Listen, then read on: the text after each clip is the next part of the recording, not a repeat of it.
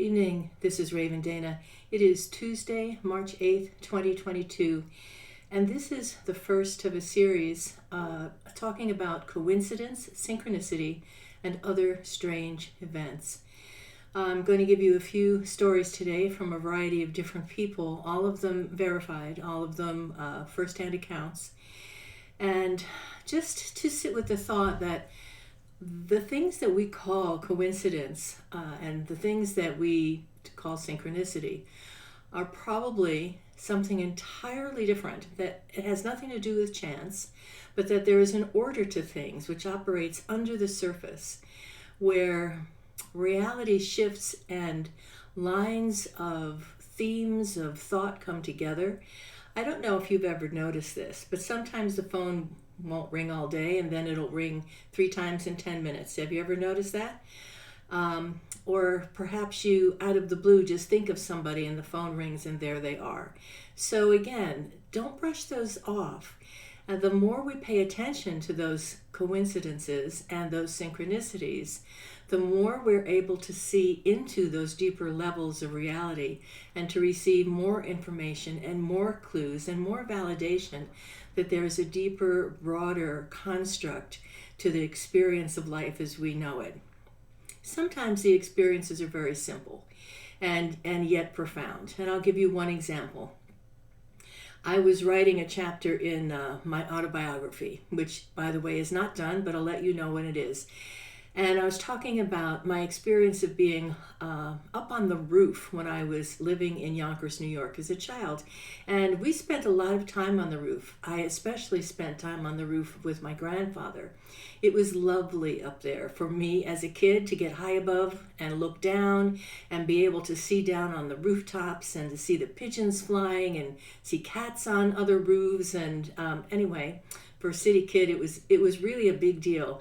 And to go up there, say on the 4th of July, and be able to see fireworks in many, many different places happening all at once, and to stay up there and watch as the sun dropped and the lights of the George Washington Bridge came on, because we had this great view of the Hudson River and the bridge. Actually, we could see from the George Washington all the way down to the Tappan Zee Bridge. So being up on the roof, stargazing, people watching, bird watching, it was a great thing. It was a big escape. So here I was typing out this chapter and talking about my experience of being up on the roof and how much I loved it, how much I enjoyed it. And just as I finished that paragraph, there was a car that pulled up right in front of my place, and the windows were down, and the song that was blasting, of course, was James Taylor, Up on the Roof. Coincidence? I think not. So, that's just one of all kinds of experiences that we have, and some are far more complicated than that. So I'll tell you one. I have a friend by the name of Fran, and so she's okay with me relating this story to you. Her son, many years ago, was driving a truck, and as he was driving along, he started to notice that there was some smoke in the cab. And there was another truck driver from the same company that was on the road a fair pace behind him, but he radioed to let him know that he was having some trouble.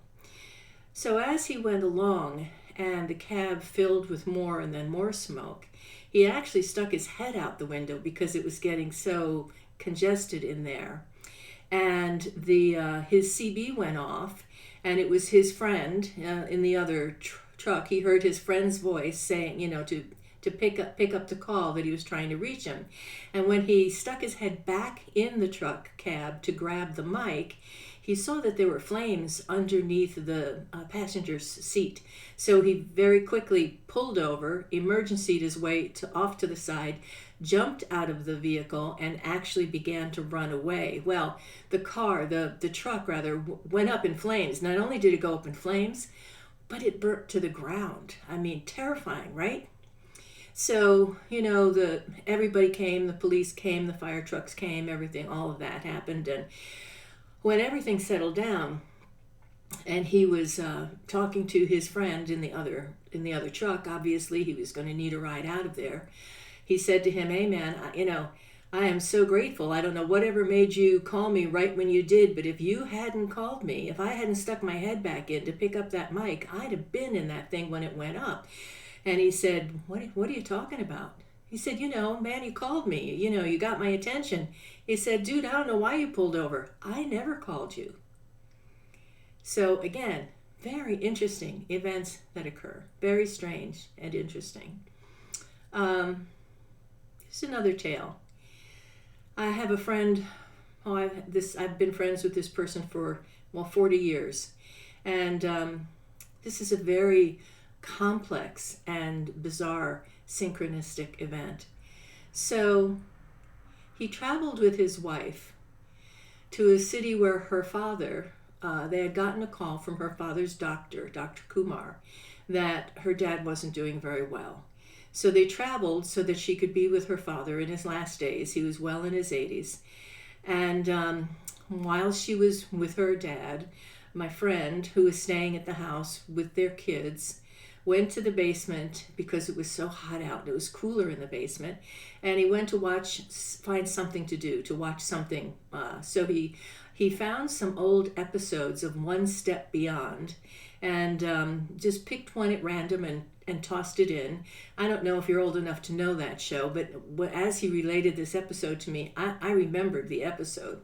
So in any case, it's the couple on a train, and somebody walks into their train car, and the husband absolutely freaks out when he sees this guy. What are you doing in here? Why are you here? He gets angry and agitated, and makes him leave right away. And his wife is confused, and it's like, he's just some random guy. I don't know what's upset you so badly.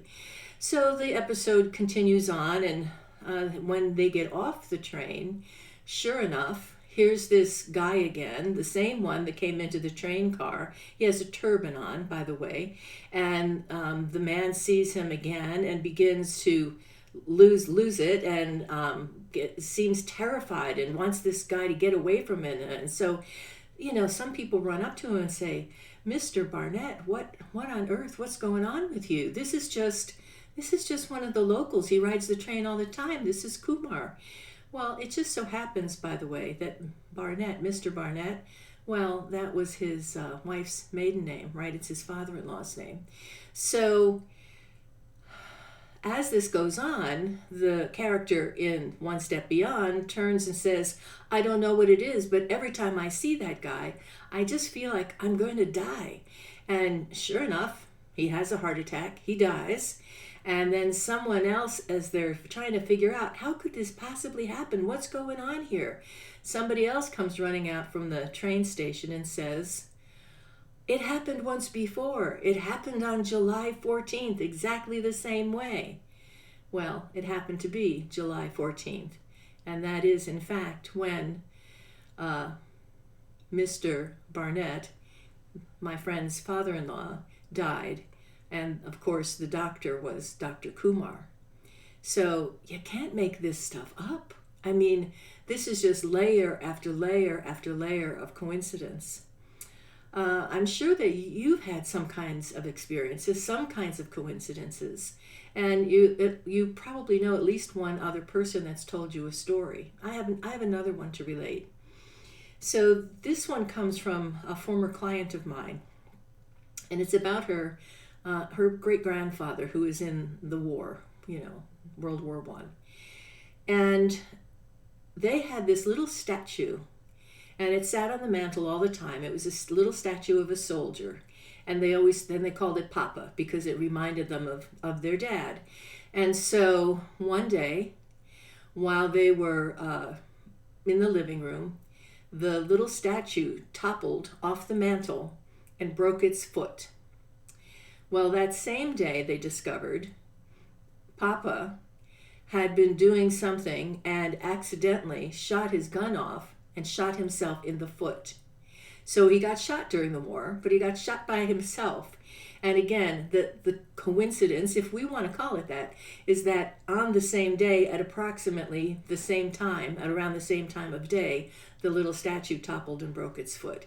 So, I mean, these are things that who knows really how complex reality is, how things weave together and paths open up between this place and that place in our psyches.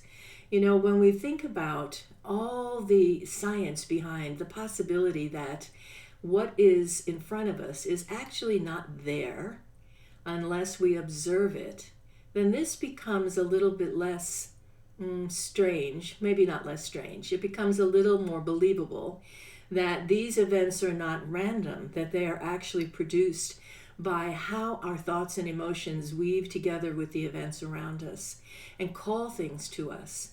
So if all that there is, if what we are and what everything around us is energy, and it is, we're all made of energy, vibrating energy, and if by looking at something, we get that energy to, for us, look like something, look like a form, take on a shape, it gets read by our nervous system and translated.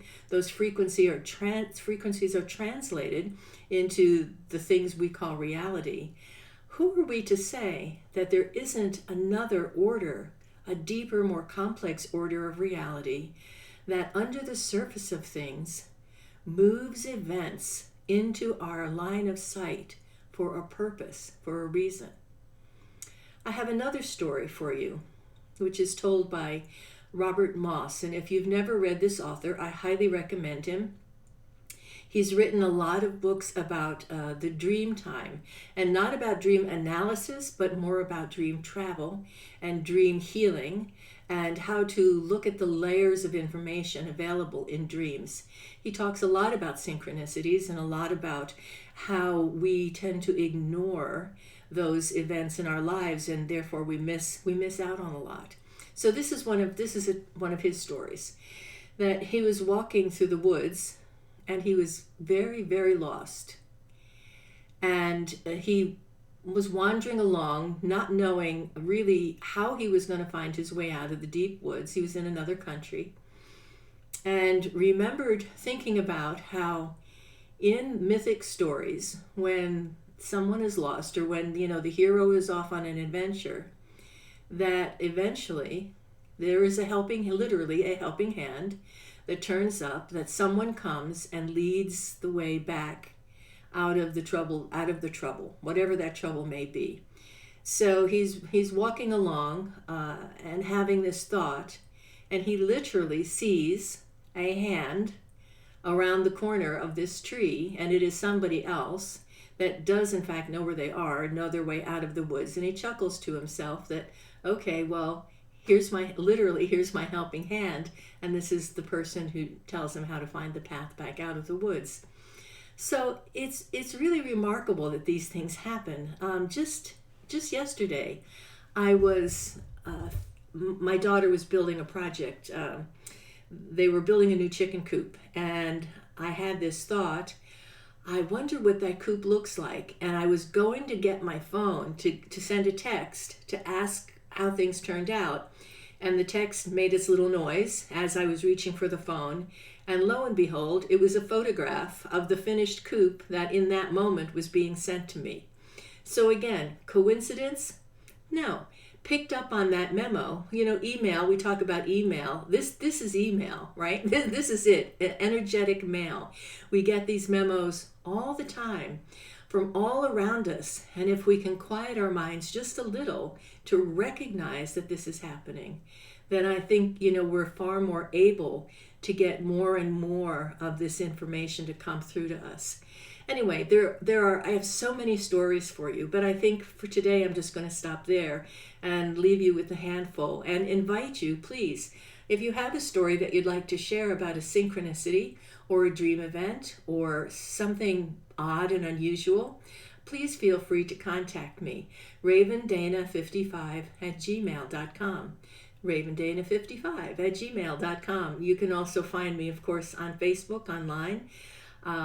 Stress Wizard Coaching or The Witch School. Either of those pages you can find me. Thanks for tuning in, and I hope you've enjoyed our little chat about synchronicity and coincidence and other strange things. And there will be a part 2 and a part 3 to look forward to. So I hope you have a lovely evening, and we'll see you again soon. Good night now.